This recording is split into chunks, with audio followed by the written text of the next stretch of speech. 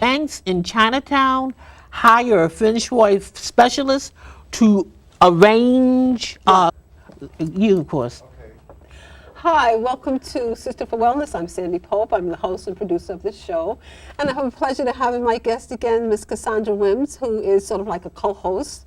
And she's has a welcome, a whole welcome worth of knowledge about health and wellness. And today we're going to talk a little bit about the book that I just managed to complete. And I'm excited about it because it's an accomplishment. You know, I think, as I mentioned in some of my previous shows, all of us have a book, you know, and to get it like in its finished product is sort of like something to be excited about. I was very excited when I said, when it came in the mail, I said, wow. Because sometimes you do things you don't believe you can do, you know, and then when they're done, you say, wow, this is what I did. So how are you today? Welcome to the program. Fine. I'm glad to be here. I want to say something. We did a show previously, and all she had of her book was one sheet of paper, 8.5 by 11, and some words on it. And now I see her with this book, and I'm really proud of her. And I'm very, she even deals with feng shui and fitness, and business too. You know, so you did it all. You know, and I'm very proud of you. And water, food. You know, water is so important because during the Christmas season, a lot of people fast. And in some religions, this is the season of Advent. Right. I don't want to say denial, but I'll say focus. And you have build your inner circle. And that's what people do, is fast and build on inner circles. Well, originally this book was called Feng Shui Your Kitchen, the best workspace for your small business. But I changed it around because maybe this might be a series of different books or additional books, because now it's CISTA for Wellness, Good Health Guide to start a home-based business. So the Good Health Guide might be something that we may collaborate on, how to lose weight, a good health guide on how to overcome obesity, a good health guide how to overcome diabetes. It's something that you had worked on in some time. So, but this book, I combine a lot of my own experience. A lot of years ago, I was a feng shui consultant, and I gave feng shui workshops. And when I first learned about feng shui, I thought it was important because we tend to gather things. We tend to clutter. We block the energies that we need to make us successful, but we don't know that. In my apartment, one of my first apartments, I had something in every corner. I had some kind of something in every corner. There was no corner without something in it. And then when you run out of corners, then you start looking up in the ceiling, you start hanging things up in the ceiling. So when I learned about feng shui, I started to remove things, and I started identifying things that I really didn't need.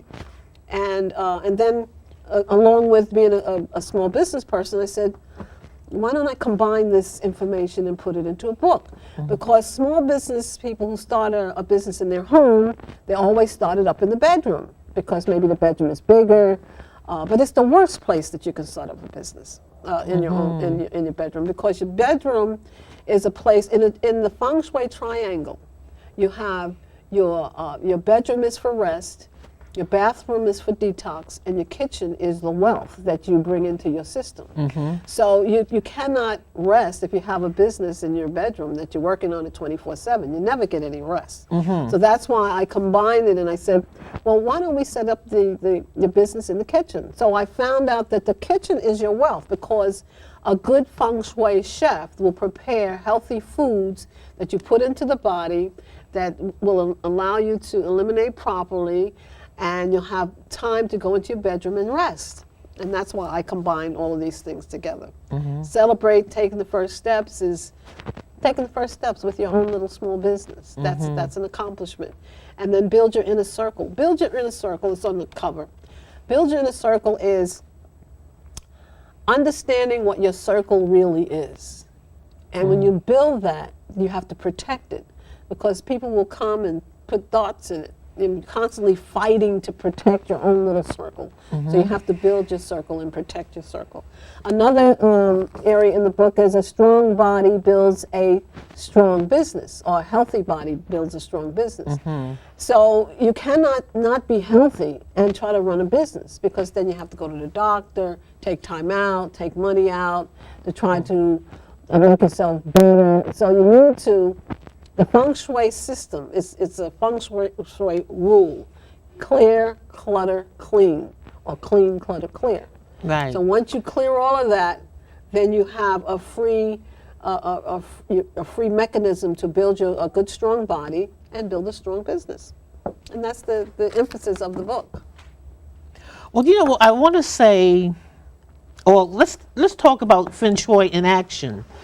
I heard a long time ago that Chinese banks in Chinatown hire feng shui specialists to tell them how to rearrange furniture in the bank. Right. And so we're dealing with an area of health that may not be well known, but those who know it are way in advance. Now, I'll tell you something that was very funny. You remember when Superman came out? Yes, yeah. Which one? The new one or the old one? The old one. Okay. This is going back to the 60s and the 50s. Yes. Superman was hosting an Indian yoga specialist. Okay. And I could see where they were trying to introduce to the American public a whole different way of healing. Okay. You know, it was there's something different about this Superman episode. Now, for instance, now you talk about when health is revealed, health methods are revealed. Do you know the first acupuncture conference was held in San Francisco in 1945? What? Acupuncture. Yeah. Yeah, acupuncture is where they find your medium, your electrodes or something like that. Right. And they put the pins in there to make connection. I'm not sure exactly, but Right. acupuncture, Yeah. So another means of healing. Right. Yes. So it's being introduced. You read it in Newsweek magazine. You're reading about like the number 3 health restaurant in the city is in Harlem. Oh, which one is that? What is American Juice Bar? Oh, really? Yes. Okay. On 125th Street. Okay. Wow. Number 3 was written up in New York Magazine. Wow. Okay. You know, so those types of inroads. Now, people who are specialists in all types of healing know about this. Right. And they're trying to make sure that they can make money. Okay, that's the primary purpose, right? Yeah. That's true. One thing I want to introduce to the audience, I got this in 2005, and this is the Silver Award for the Presidential Champion. Remember, we talked about my Presidential Challenge medal and Obama's signatures on the back? Well, that comes along with this, and this one is President Bush's signature. Okay. Now, what is that for? What is it? What did you get? You get it for activity. You know, how active are you? Okay. So I got the first, the second, and the third level. Wow. The sad thing about it is that the children play basketball out in the street. Right. And I wanted them to have this. Okay. You know, of course, it's nothing like having your accomplishments on paper. True. And I said, you'll play basketball. I said, you can get this for playing basketball. And they were intimidated by the president's name being on the certificate. Okay. So, as you had some people who were dealing with health and healing and publishing before, we got to go back to the beginning. You know, so these were children, they weren't teens yet.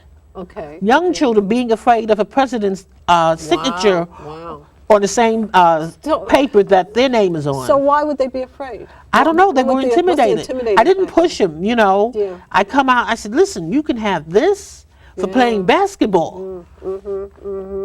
That's interesting that they would be intimidated by that. That's you had no idea why they would be intimidated by that? While maybe the black community isn't as tight as it used to be, What does that mean? What?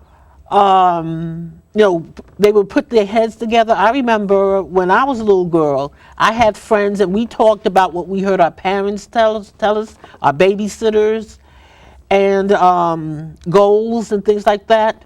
I remember when there was a cookie lady. Remember there was a cookie lady and you went to her house after you left school? She would cook cookies or muffins and do some storytelling. Oh. We don't have that anymore. Wow. There's so many freaks killing children, that you can't trust your child with someone. So how does that convert into being intimidated when the president you have a certificate that maybe the young people would be involved with? What happens with that? Why would they be intimidated with that? I don't know. Maybe they watch the news. Maybe they don't watch the news. Maybe that's what it is. Okay. You see? And so in my thoughts, if they're not really in tune to what's going on, like in school years ago, we had to do what do you call that? You had to read the paper, read the newspaper, and do a report. Right. So that kept you knowledgeable about just daily events. That's what it was. Daily events daily events. So maybe our kids are not doing daily events anymore. So when they see an opportunity like this, they get intimidated because they're not in tune to what's happening on a daily, if somebody got killed or murdered or some kind of event, a cop did something, they would be in tune to that, but they're not in tune to taking advantage of some wonderful things that could change their life in a way. Yeah. How can we change that? They don't have after school programs the way they used to. I remember after I left school on certain days, I went to the community center. We don't have one of those. Yes, and I was on the basketball team. Yeah. And the coach, had a strict lecture about smoking. And I didn't smoke because either you smoke and don't get a trophy, or don't smoke and get a trophy. And I wanted a trophy. Okay. And I'm glad I can show these little boys on the street and say, when I was your age, this is what I got. Wow. And I want you to have trophies, and ask your teacher how you can get trophies, or your gym teacher how you can get trophies. Wow. Interesting. So that was my choice. And I said, I can look at that and think of, happier times when I was younger. Wow. So that's why I introduced this to them as motivating. Motivating, yeah. And give them a sense of value. I said, all this time that you're playing basketball, you could put it in the computer and get a certificate. Well, I don't think that they understand the correlation. Yeah. They don't think that it has any connection. Yeah. And then they might say, what good is it going to do them? I want to tell a story about, I was involved with politics a number of years ago, and I was giving out flyers, and one of the neighbors says, well, there's the young man across the way, he's not doing anything all day. Maybe you can have him help you give out some flyers. So I spoke to him, and he says, nah, I'm not giving out no flyers. I said, well, you never know. If you get involved with politics in some way, you might meet maybe a politician. Are you working now? He says, nah, I'm not working. So maybe if you meet a couple of people, maybe you'll be able to get a job. He says, well, so in our conversation, he says, politics ain't doing nothing for me. I'm not interested in politics. It ain't doing nothing for me. So sounds like somebody who don't know what Black History Month is. No.